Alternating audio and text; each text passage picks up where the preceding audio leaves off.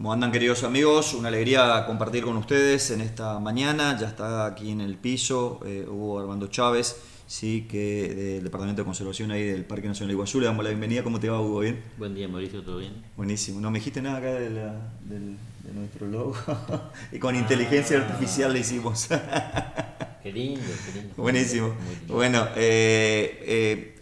gracias por venir, Hugo, y más allá de eso, de mirar un poquito esta imagen, qué importante es lo que venimos haciendo en conjunto con la Dirección de Turismo y Medio Ambiente del municipio, junto con Parques Nacionales. Ayer también teníamos una reunión con la gente de la Prefectura Naval Argentina, por cuestiones climatológicas, de público conocimiento, por todo lo que pasó en Puerto Iguazú y en toda esta zona. Evidentemente no se pudo realizar la reunión, ¿no? Pero muchas acciones, ¿no? Exactamente, sí. Una de esas actividades que estamos organizando es la travesía náutica Andresito Cataratas, pensada para el mes de septiembre. Muy bien. Y ahí estamos viendo imágenes. Estuvimos la semana pasada en Posadas, sí, justamente en la sede del ARIN, de la Asociación de la Ruta de la Yerba Mate, justamente charlando y planificando también lo que será esta travesía hacia la Ruta de la Yerba Mate desde Puerto Iguazú, tercera edición que venimos haciendo en conjunto con el Parque Nacional de Iguazú para revalorizar, ¿sí?, ese vínculo que tenemos como instituciones y como prestadores de servicio y como desarrollo local. Bueno, ¿qué podés decir con respecto a estas reuniones? Estamos con Alejandro Gruber y también con Tomás, que era un estudiante de la Universidad de Cambridge, que está haciendo un estudio muy importante también acá en la zona. Sí, para que el público tenga más claras las ideas, estamos organizando una travesía 4x4 para el mes de julio, que es simplemente un paseo en vehículos 4x4 desde Puerto Iguazú, Sí, pasando puede por ser el también Parque Iguazú hasta... con 4x2, puede ser con despeje, o sea, decimos como No una idea. no es excluyente. No es excluyente, exactamente, sí. Es un paseo para conocer el Parque Nacional, la biodiversidad de la zona y Andresito. Esa es una actividad donde el Parque Nacional está colaborando con Andresito para desarrollar el ecoturismo. Y la otra actividad pensada para el mes de septiembre es la travesía náutica Andresito Cataratas, que es otro paseo, pero en este caso en canoa canadiense, desde el Camping Gillo hasta el Camping Ñandú del Parque Nacional Iguazú. Así que son dos travesías en dos fechas distintas. En la foto estamos charlando con Alejandro Gruber. Es interesante ir, por lo menos, preguntándonos qué es la ruta de la yerba mate. Es algo que entiendo que mucha gente desconoce. Me ha pasado cada vez que charlo con algunos conocidos, no entienden qué es la ruta de la yerba mate. Eso sería motivo de otro programa en otro momento. Me pareció muy interesante la charla con Alejandro porque, bueno, la travesía esta 4x4 de julio se llama Hacia la ruta de la yerba mate. Es así, Sí, es así. ese es el título. Y hay que aclarar también que, claro, ese paseo es un paseo, no vamos a romper los caminos, no vamos a ir a altas velocidades, simplemente es un paseo donde vamos a hacer paradas interpretativas, tanto para conocer los carteles que hay dentro del Parque Iguazú, los paradores, y es otra forma de conocer el parque. Y bueno, y la opción del día previo, eso va a ser 18 y 19 de julio, el 18 un conversatorio en el Amerian, en el portal del Iguazú, que también son socios de la Ruta de la Yerba Mate, como muchos los prestadores de Puerto Iguazú. Nosotros vamos haciendo foco en Puerto Iguazú, que son los aliados estratégicos que tenemos nosotros y ustedes también como parque, para promocionar y divulgar cada una de las acciones de turismo. ¿Cómo ves este tema que va a estar Eduardo Smoke, que va a hablar también de conducción segura en áreas protegidas? Sé que gente de parque también se va a sumar a disertar con respecto a ello, a entender la biodiversidad como un todo, que tiene que ver con la yerba mate, que tiene que ver con la vivencia, que tiene que ver con la producción, con la identidad de un pueblo, de una región. Creo que es algo muy importante, ¿no? Claro, el conversatorio del día viernes tiene algo novedoso, yo no lo he visto en ninguna otra travesía similar, donde en vez de hablar de la mecánica de los vehículos, en vez de hablar de la cuestión clásica, ¿no? Se va a hablar también del medio ambiente, que es por donde se desplazan los vehículos. y justamente es con el ambiente con el que interactúan los vehículos. Entonces, verle ese lado es una apuesta muy interesante, muy novedosa, es algo que va a estar muy lindo de ver realmente. Y en realidad todos los días transitamos por esta ruta, no tenemos que esperar esta fecha, pero justamente eso nos va a revalorizar ese entorno valioso que tenemos y ese es el gran objetivo al público meta dirigido que va a ser quienes, los operadores turísticos, nosotros mismos, nuestros productores, la gente que transita eso y darle esa plusvalía de valor importante que tiene la ruta 101, la ruta 19, las áreas protegidas, ¿sí? Con conceptos muy sostenidos, pero no con el tema de la prohibición, sino de entender de que eso es mío, de que ese sentido de pertenencia, que muchas veces lo dejamos muy de lado y no tomamos dimensión de lo que tenemos, ¿no, Hugo? No sé si vos percibís eso.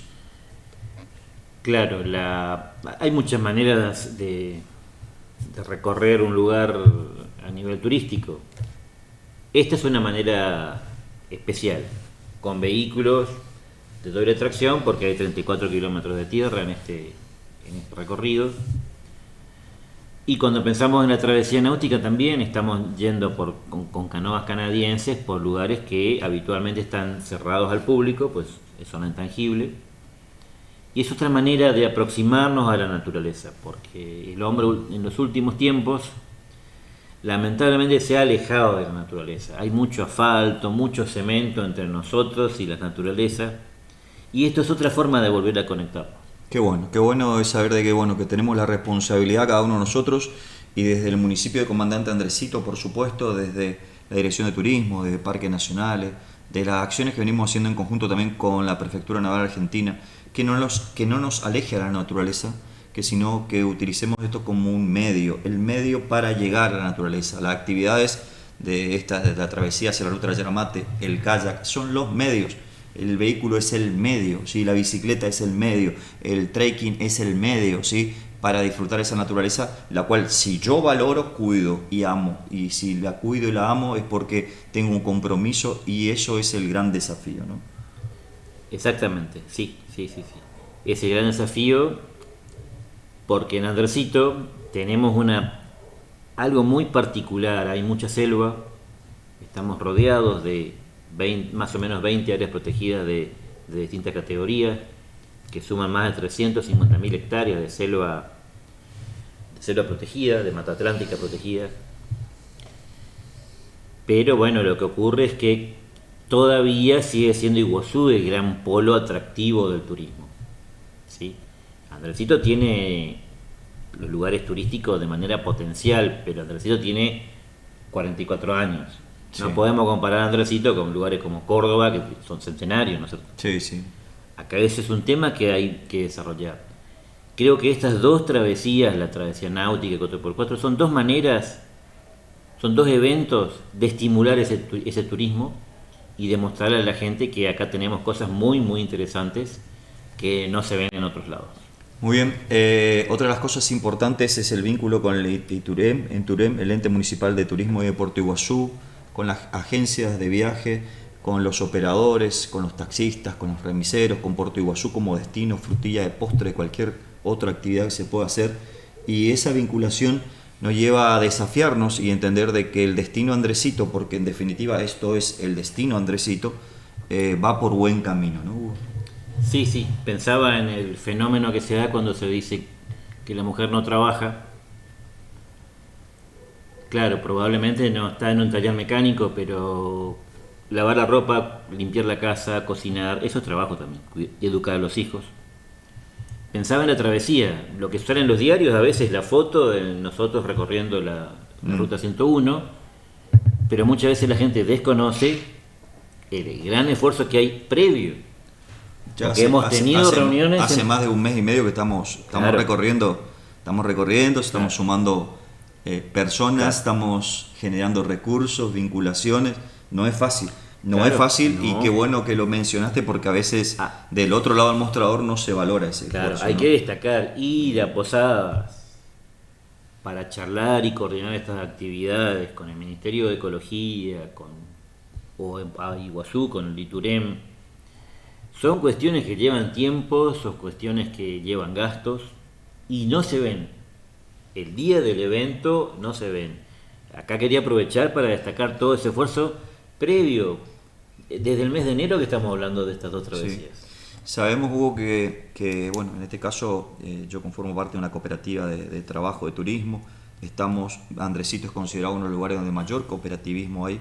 Qué importante entender que las empresas que son cooperativas también tenemos que interactuar en conjunto, apoyar este tipo de actividades.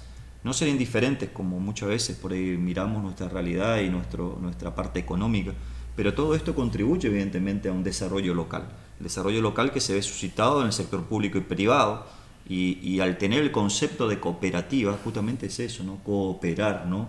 Interinstitucionalmente, y no decir, no, esta es sola mi cooperativa, yo hago esto y no me importa lo que hacen los otros. Pero en definitiva tenemos que cambiar también ese chip que muchas veces nos lleva a pensar o ser muy individualista. No sé qué opinás vos.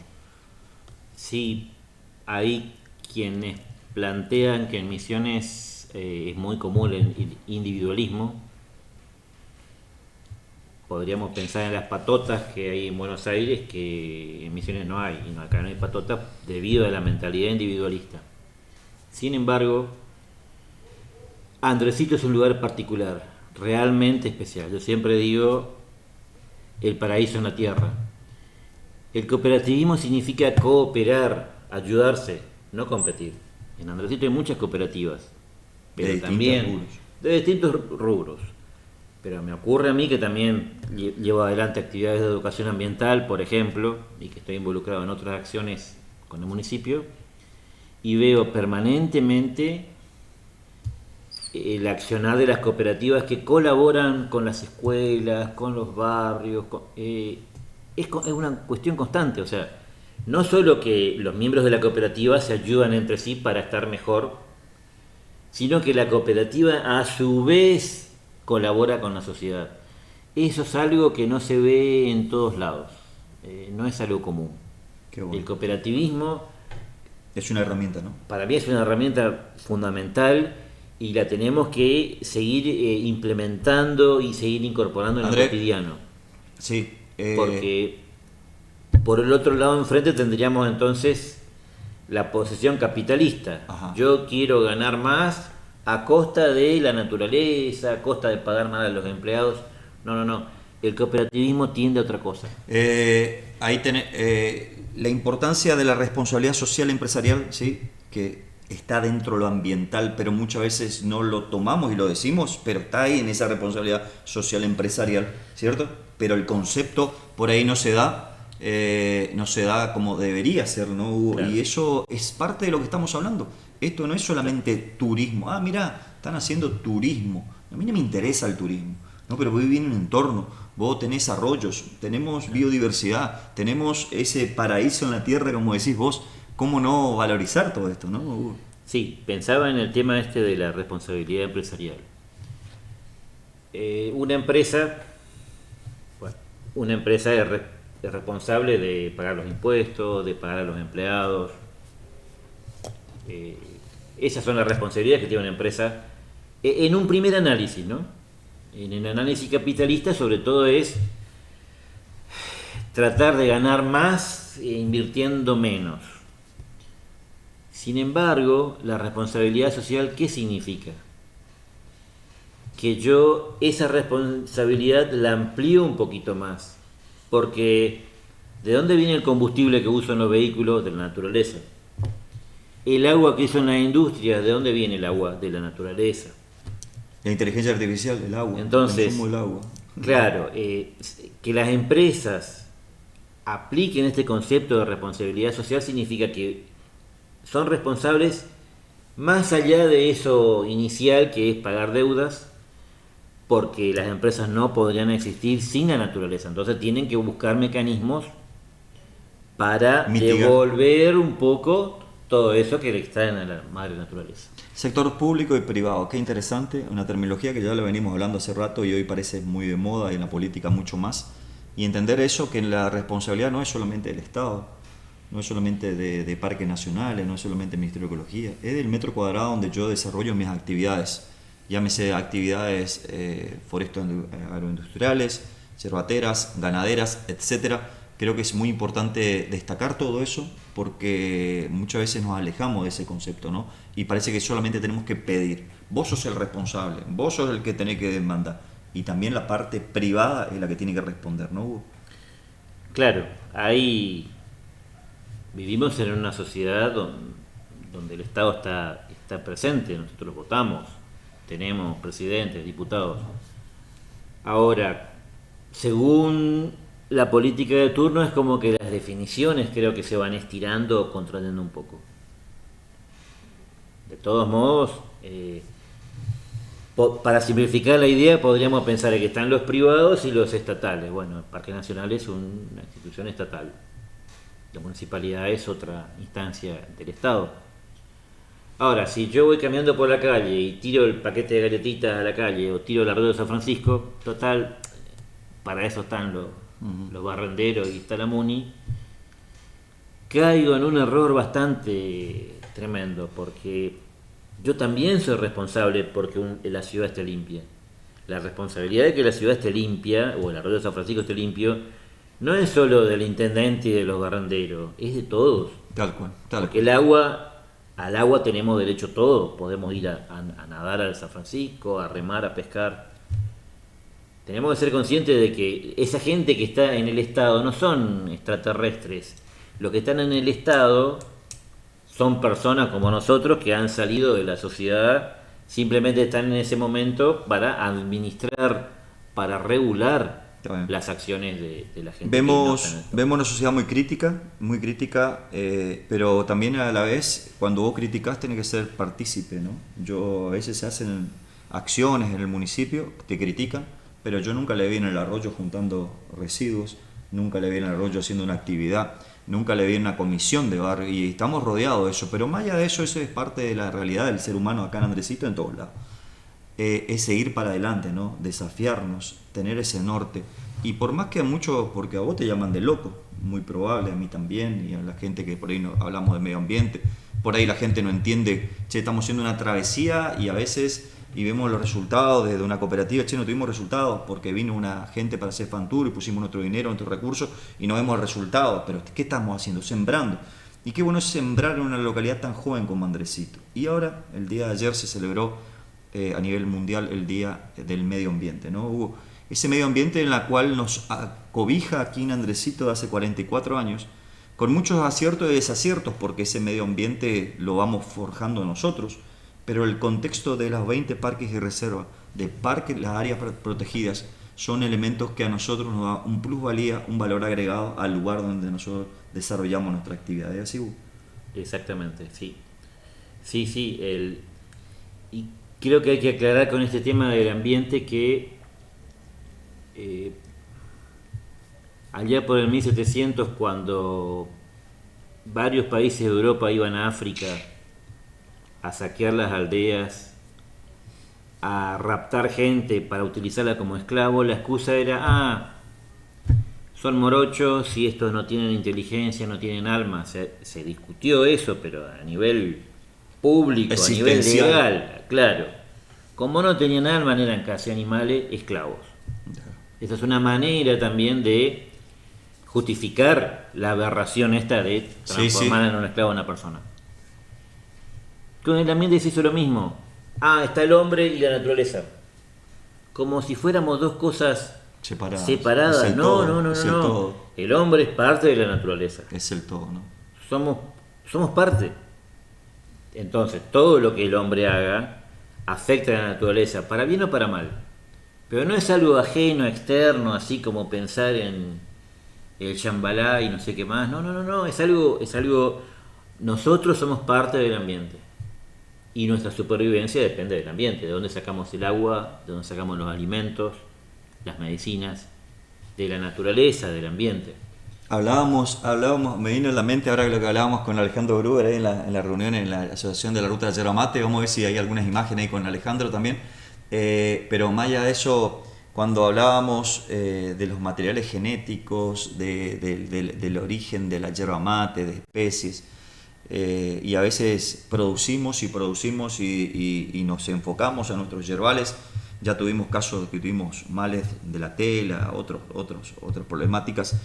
bases de datos genéticos, y uno dice, ¿qué tiene que ver con lo que estamos hablando? Yo voy a producir, sí, siempre y cuando se hagan bien las cosas, siempre y cuando no se siga alterando el orden de ese contexto ambiental, porque puede eliminarse un producto madre como la yerba mate y no es locura lo que estamos hablando, por las condiciones climatológicas, por cuestiones de pestes o de alguna incidencia en algo, como pasó con otros cultivos a nivel global, porque fue así, como se extinguen las especies animales, también las vegetales, ¿o estoy equivocado? Sí, puede pasar.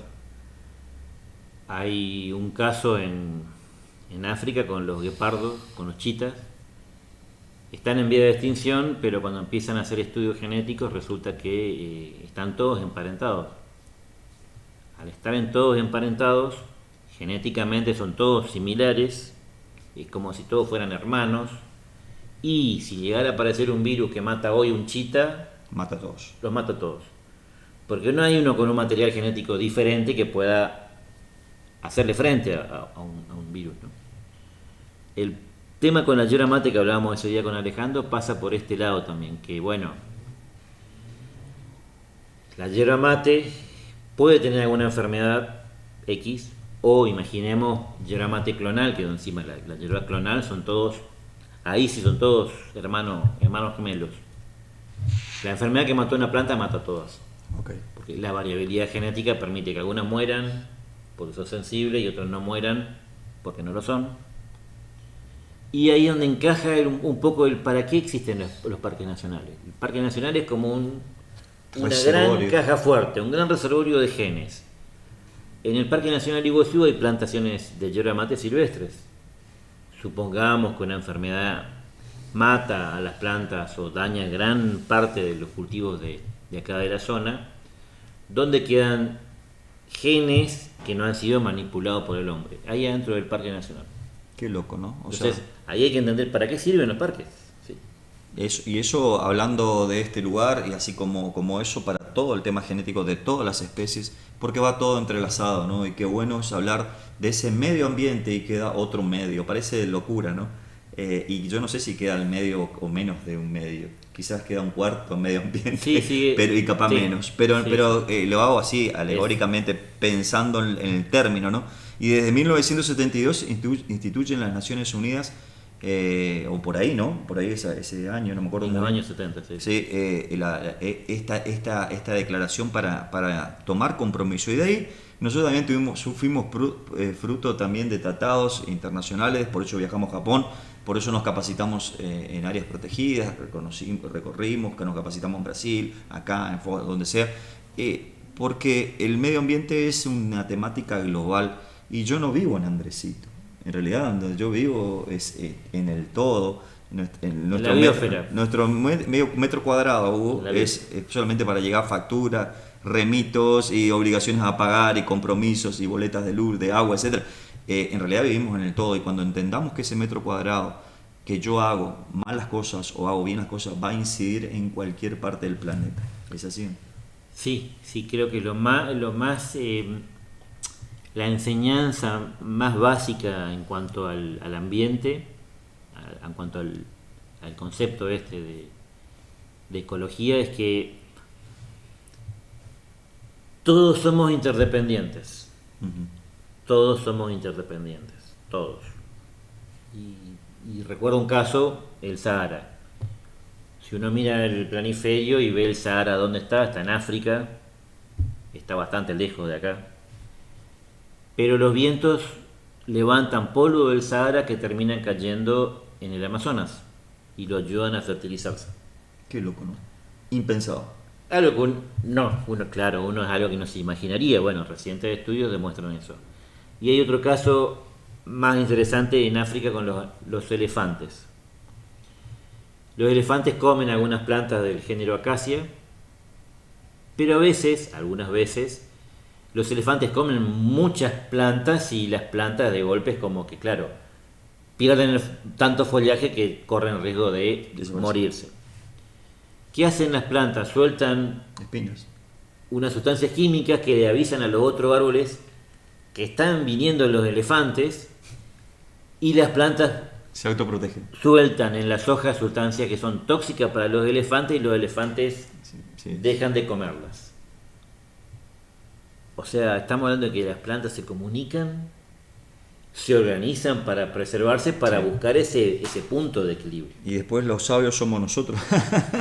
Después y qué nos bueno, creemos, somos los sabios. y qué bueno entender de que esta vinculación va entrelazada y que hay comunicaciones en las raíces. Imagínate si yo analizo el Ka como yerba mate y selva y los árboles y la vinculación de la selva en esa, porque a veces vemos, che, mira, están sujetados los árboles con lianas y ciposes y distintas especies, pero ¿y allá abajo?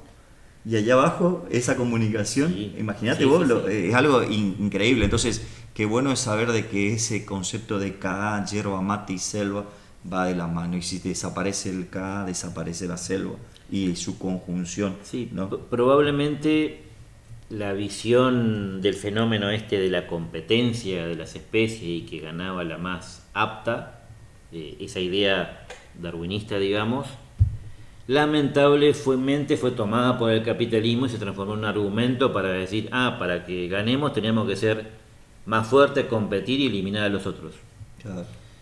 Esa parece que no es la única manera en la que funciona la naturaleza. En la naturaleza también ocurre cooperación, como planteabas vos, el tema de las raíces, que no solo que se comunican, sino que hay algunas plantas que le pasan nutrientes a otras. Impresionante. O el caso de los elefantes.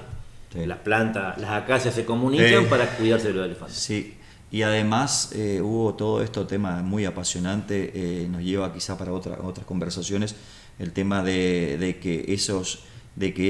esa biodiversidad que tiene que ver no solamente con la polinización, sino con la distribución, sembrar en la selva. Una agutí que vamos a hablar otro día, vamos a tratar de traer unas imágenes y vamos a hablar que tenemos una imagen muy linda, diseminador de especies de la selva, como el gran sembrador de la selva, como quizás otras especies, y eso es muy bueno comentarnos, o sea que ese cooperación, ellos son el ejemplo del cooperativismo, ¿no?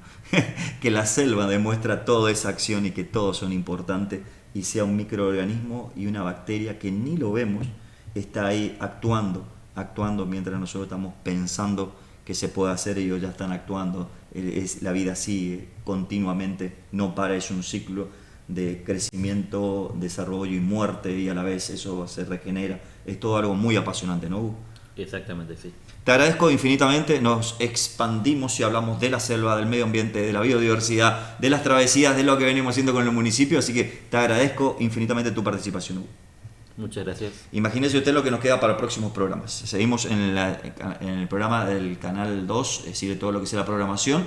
Le pido mil disculpas, hay algunos problemas técnicos que tenemos ahí en la pantalla, que está saliendo no con mensajes, así que vamos a una tanda publicitaria y seguimos con toda la información. Muy bien, ¿cómo andan, queridos amigos? Una alegría compartir con ustedes y te quiero contar una excelente noticia.